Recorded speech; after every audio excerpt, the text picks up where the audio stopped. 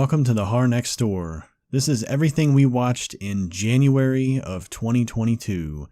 Links to our Letterboxd accounts are in the description box below. If you enjoyed this video, please consider subscribing. The Night House from 2020, which we watched on Netflix disc.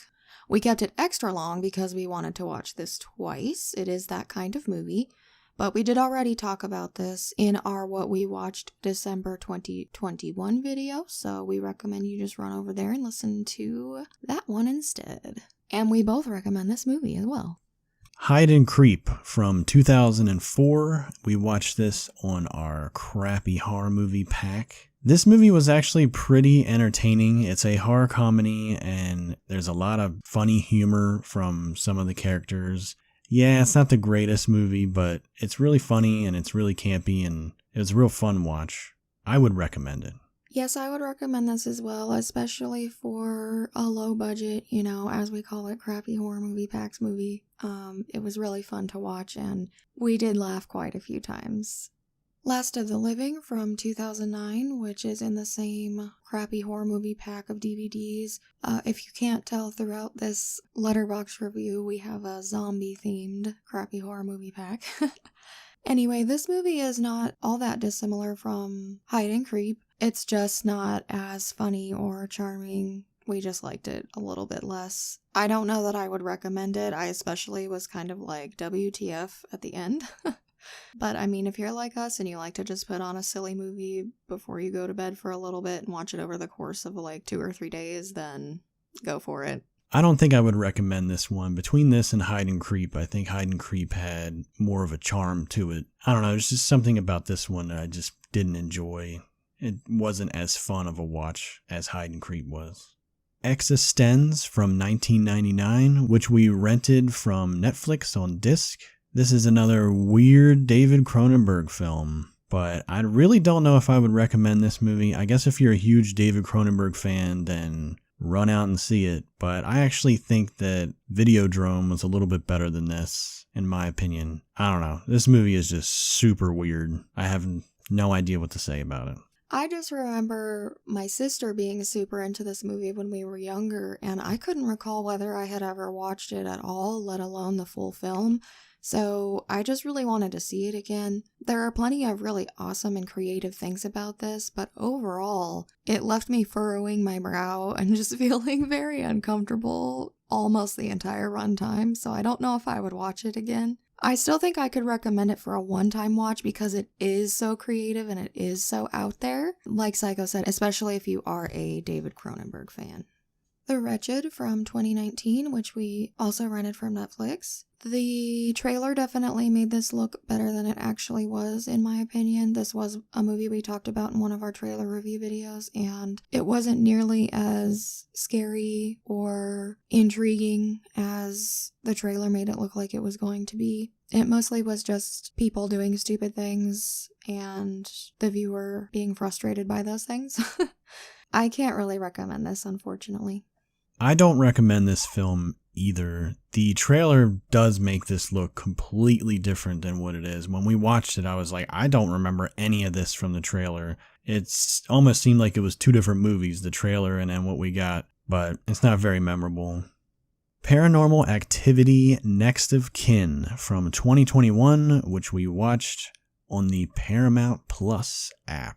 So I was excited to watch this because I actually like the Paranormal Activity series, but I was actually really disappointed with how this turned out. The story has nothing to do with any of the other movies in the series, and halfway through you kind of think, well, I kind of wish it did have something to do with the other movies because the story that I'm getting right now is kind of lame. I don't know, the last couple of minutes are kind of entertaining, but the build up to everything was just rather slow and not very eventful. I do not recommend this. Sorry.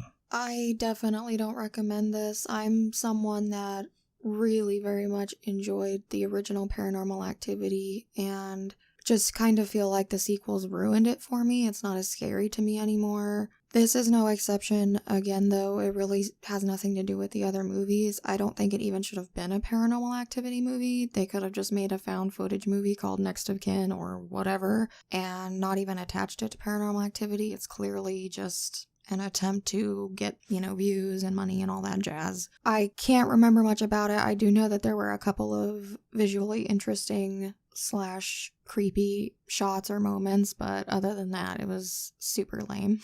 I Am Omega from 2007, which was also on the Zombie Crappy Horror Movie Pack, and stars Mark Dacascos from John Wick 3. I know that I like this a little bit more than Psycho did, basically because it's a whole zombie situation, but there's also full-on fighting. I mean, if you've seen John Wick 3 and you've seen Mark Dacascos, he's, got like ninja moves. And some of these fights he was in were pretty epic. I mean, especially considering it was supposed to be a zombie movie. The main problem with this was every sound effect was extremely loud, and then the dialogue wasn't, and it seemed like almost everything was ADR. And then the plot and movie itself was just completely dial tone and did not keep us interested whatsoever until like a fight broke out or something. So I definitely don't recommend this. I definitely do not recommend this movie. The only other thing I want to add is that there's a character in this movie that constantly calls the main character compadre. He says it almost every other sentence. By the end of the movie, it's like, dude, shut up. Stop saying compadre. I guess you could turn it into a drinking game and have fun with it, but you'd probably be blackout drunk. Do not recommend. Feeding Grounds from 2006, which is also on the Crappy Horror Movie Pack. I do not recommend this movie at all. There's a lot of random things that happen in this movie and nothing's really explained. You hear that there's some kind of creature of some sort that's possibly lurking about, but then by the end of the movie, you don't ever see anything and nothing's really explained, so I don't know. Just didn't care for it at all. Ditto. It's a bunch of unlikable characters that are either too hard to hear or screaming in your face. They try to explain the whole thing away with one quick line from one of the characters, and you don't really know if it's like extraterrestrial, supernatural, a creature feature thing, and we just never see the creature. I mean, maybe we were just too bored to notice if you ever got any explanation beyond that. We gave this the lowest rating possible, and that says all there is to say. Do not recommend. Candyman from 2021, which we rented from Netflix. I'm almost a little bit scared to say how much I dislike this movie because it seemed like the majority of people who saw it liked it a lot. It's not simply a matter of me comparing it to the original, which I have a lot of nostalgic feelings for because it scared the shit out of me when I was a kid. I ran into the bathroom to turn on the light for I don't know how many years after watching this. I just feel like so many things were mishandled in this. I think the main thing I would point out is the main character, his shift in, literally everything about him. His appearance, his personality, his priorities. No one ever calls him out on it, including his very own girlfriend that he lives with. And it just made very little sense to me, among many, many other just holes and things that I simply didn't appreciate. So I do not recommend this movie. I say just go watch the original Candyman. I do not recommend this movie. I recommend you go watch the original Candyman because it is 1,000 times better than this. Hypnotic from 2021, which we watched on Netflix streaming. I feel like this movie was just very average. It wasn't the greatest thing ever made, but it definitely wasn't terrible either. The guy that plays the doctor in this, that's the hypnotist, is really creepy, and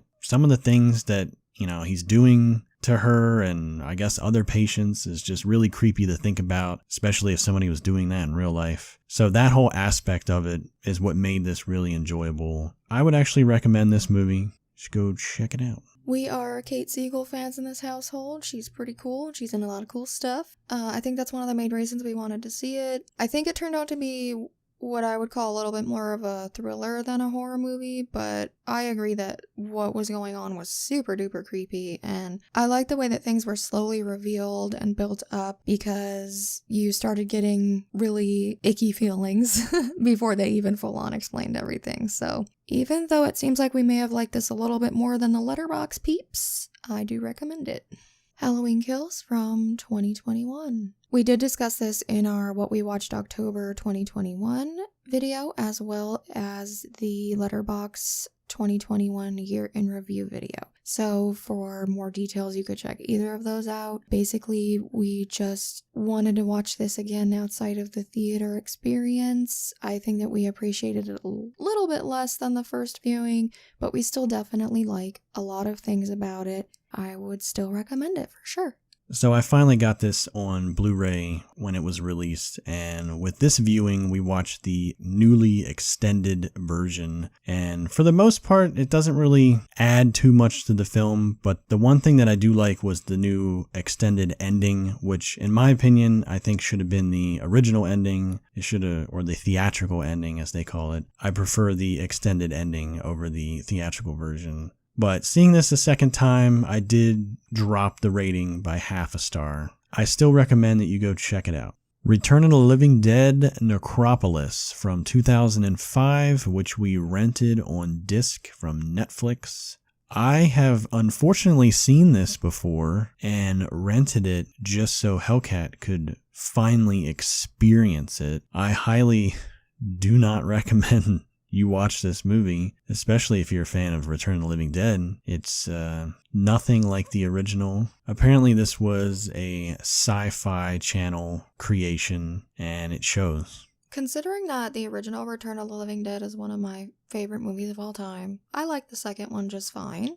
I love the third one. I think it's effing awesome. I couldn't even associate this to those movies. I mean, it's really out there. One very distracting thing I would like to mention is that Peter Coyote's portrayal of Uncle Charles, it's just, he makes these weird faces that I don't understand. It just was so jarring, and he was very stilted and just blah in his, when he was delivering his lines and stuff. And then the other thing I wanted to say real quick is that none of this cast is likable except for like the main Julian guy, and all of them are stupid. So I do not recommend this movie. And if you do watch it, try to pretend it's not associated to the first 3 Return of the Living Dead movies, like I did. Brain Damage from 1988, which I rented on disc from Netflix. This is a Frank Henenlotter flick, and it's from the 80s. We have been trying to get through as many 80s horror movies that we haven't seen as possible. I kind of hated this. Hate is a very strong word. I just really couldn't stand the repetitiveness of everything. It was just like the same stuff was happening over and over again.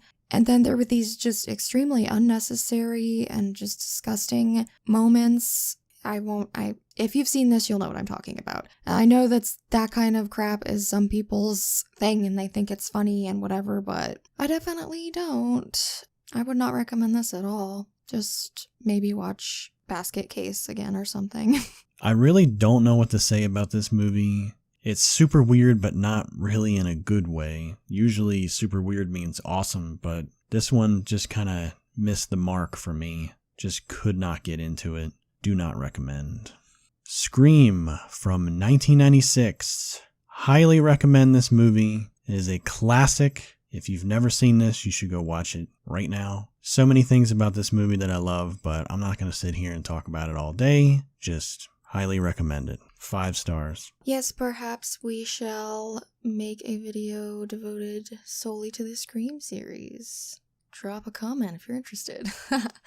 Anyway, yes, this is another one of those movies that I remember renting on VHS back in the day and that my sister and I just watched incessantly. I own 2 different versions of the VHS and just all kinds of different formats and stuff because it holds up really well over time. It just doesn't get old, and it was just so revolutionary and just changed horror, and I love that it's a little bit of a parody but completely original and creative at the same time. It's just such an awesome movie. Very highly recommend.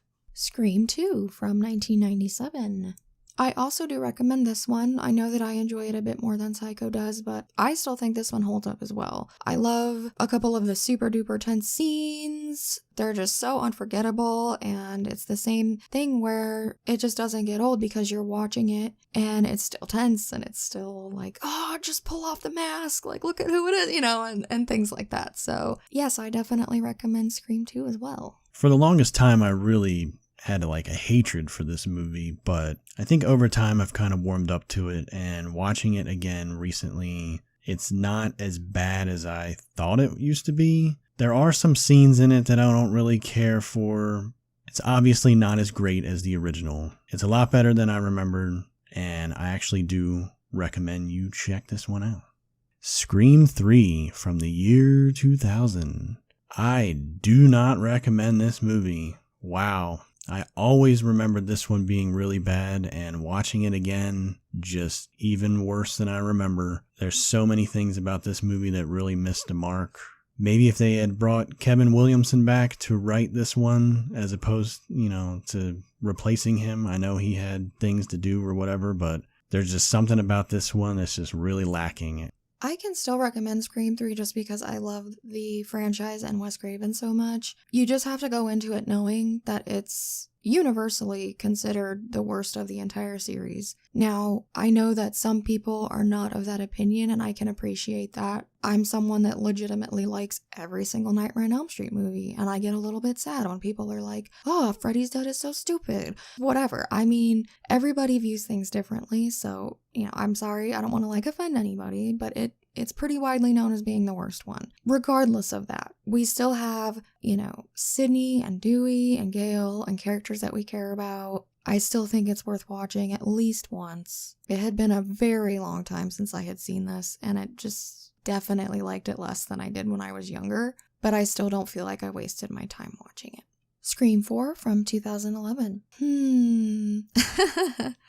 I know that when I first saw this in the theater, I was really psyched about it. I think that, again, my love of the franchise was just, I was so excited to have gotten a new Scream, and I saw it in the theater, and I was just so hyped up. After that, the more I thought about it, the less I liked it. And having rewatched it now, I would definitely say I can recommend it. I love the character of Kirby. I really like Rory Culkin's character, and then of course we have our classics, Sidney, Gale, and Dewey hanging out. So yes, I definitely recommend it. Just know that it's, there was a pretty big gap. You just kind of have to keep in mind that it was over a decade before they made this, so it definitely has a very different feel to it. So when I first saw this, I really didn't like this one, but watching it again, it's been a long time since I've watched it. I've given it another shot, and it's actually pretty good. I say it's probably on par with 2, in my opinion. Kirby definitely steals the show. There's still some things about it that I think aren't really good, but overall, I would recommend it, and I thought it was pretty fun to watch. Scream 5 from 2022. I guess I really don't know truly how I feel about this one. It's still pretty fresh. I need to just have another shot at seeing it. But from just seeing the one viewing of it in the theaters, I would recommend it. One thing that I do want to say is I feel like they show a lot more of Ghostface in this one. They don't really show Ghostface all that much. In the other ones, it's really quick. In this one, you see a lot more of Ghostface, and the kills in this one were really brutal, in my opinion, compared to the previous films. So that was one thing about it that I really enjoyed. Again, here we have another 11-year jump, so just know that the feeling and the vibes and whatever you get from this is going to be completely different. Kids are really different today, technology's really different, etc. I do recommend this movie, but I'm kind of the same as Psycho. I sort of want to just have a little bit of a break from it and revisit it. I think what I would say is that part of the fun of the Scream movies is trying to figure out who the killer or killers is/are. So I guess what I would just say about Scream 5 is that I figured some stuff out really early on, and Psycho figured some stuff out really early on, and boom, just like that, we knew stuff the whole movie. So just saying, I still recommend it though. The Unholy from 2021. So if I was gonna gripe about how much different the Wretched trailer was from the actual movie, this is that times 10. I'm almost embarrassed to even say we talked about this in a trailer video, like, oh, we were excited for this. I mean, we did mention that we had our doubts and whatnot, but this trailer, if you go back and watch it after seeing this movie, which we literally did, it makes it look so much better than it actually is. And now I understand why it has majority bad reviews. I don't want to say I'm not sure why Jeffrey Dean Morgan was even involved in this. I mean, even Carrie Elwes is in this, but I think it's simply one of those situations where you don't really know what it's going to look like because a lot of it is going to be added later with effects, which are very poor in this, by the way, and it kind of takes you out of the movie and is definitely not scary. So I don't blame them or anything, but honestly, I just feel like the cast is the only reason for even watching it. Bill Sadler, Cricket Brown as the main character, she was a decent actress and everything, and she did a good job. It's just the story and everything is not good. I definitely don't recommend this. Sorry for going off so much. I do not recommend this either. The only thing I would like to add is that this movie was very predictable. There were 2 scenes in particular where I turned to Hellcat and I just listed out in sequence, this is what's going to happen. And then by the end of the scene, every single one of those things were checked in the exact order that I said they were going to happen. And that's bad. Really bad. Do not recommend this. Watch something else. The Crush from 1993, which we watched on Tubi. I know this technically isn't a horror film, but it's one of those thriller things that kind of ride the line. So screw it, we're putting it on here. This is the first time I've ever seen this movie, and yeah, it's weird. It was really good, I enjoyed it, and I recommend it. Alicia Silverstone is creepy. This is a movie that I wanted Psycho to see simply because he hadn't, and I watched it when I was younger. Alicia Silverstone's performance is just something to see here. I mean, I think it has a really great cast. I think everybody does a good job and they fit in their roles very well. Just her performance in this is crazy, Watching it now as an adult and in the time we live in and stuff, I appreciate that they took some touchy subject matter and did it extremely tastefully and made it more about the psychological aspects of this girl and her, issues instead of other things. Yeah, overall, I just think that it's full of good performances, especially from Alicia. And little bonus is Jennifer Rubin from A Nightmare on Elm Street 3. So there you go. I would definitely recommend this movie. Return of the Living Dead, Rave to the Grave from 2005. Again, we were just being completionists here. I had not seen the latter 2 Return of the Living Dead films, and Psycho was insistent upon it. I disliked this way more than Necropolis. It was irritating to me that they had all the same actors, but they weren't the same people. They were still annoying and they were still stupid, but it was all amped up, and there were even more annoying characters that I hated even more. This movie was such a disaster area. There were little things here and there about Necropolis that I could not even necessarily say that I liked, but just kind of let go. And in this, I was so irritated the whole time, calling out plot holes and just saying, why would anyone do this? Why would anyone do that? Why didn't they do this? It wasn't in a fun way. It just was not a good time. It was not a rave to the grave. It was, you're already buried underground and suffocating, trying to get out. I do not recommend this movie. I was under the impression that I had seen Necropolis and Rave to the Grave, but I think I only watched Necropolis and then probably moved on with my life. Now we're renting these and watching them. Boy, Rave to the Grave. The only thing that I guess I could kind of commend them for is trying to make this somehow tie into the original, even though it doesn't really make any sense because at the end of the movie they blew the whole city up, but whatever. They try to bring some kind of new Tar Man into this. He looks okay, obviously doesn't hold anything to the original Tar Man, but other than that, there is nothing redeemable about this film. Do not recommend. Hey fellow horror fans, thank you so much for checking out our video. We really appreciate your presence on this channel and would love to hear from you, so leave a comment with any movies you recommend and we'll check them out.